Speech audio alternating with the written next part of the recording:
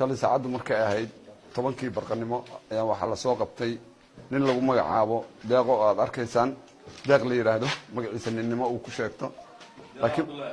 laakiin magaciisa dhabta la yiraahdo deeqo Cabdullaahi Aadan oo in muddo magaaladan ku noolayd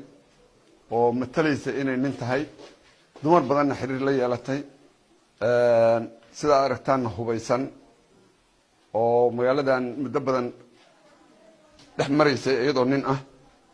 waxaan ku guuleysanay inaan helno muddo dheer ka bacdi inaan gacanta ku soo dhigno deeq oo magaciisu deeqa yahay baaritaan dheer ka bacdi waxaan ogaanay inay tahay qof haween ah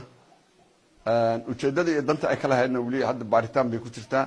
waxaan noo cadeeyay ciidanka booliiska haween baa ku jira baaritaan ay ku sameeyeen baa waxa ka soo baxday inay tahay qof haween ah waxani waa waxay u isticmaali jirtay nin ahaan oo qalabka ninkay ka dhiganaysay dhexdu ugu xirnaa markii baaritaanka lagu sameeyay waxa ka soo baxay in waxani ay nin ahaan u isticmaalaysay iyada waa su'aali kartaan inay dumar tahay aniga hadda af jooga lama adeega iyada baa joogtaa idinta liigu soo yeedeeyay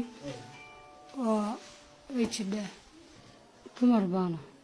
qofka waxaan u watay dukaan baa leeyahay dukaankan ku waardiyeystay meel go'aan meel kondare ah qofna kuma dilaan qofna wax kuma yeelo gabadhan gabar cunug iyo ayadoo nafteeda haligaysa baan gurigeyga keenaan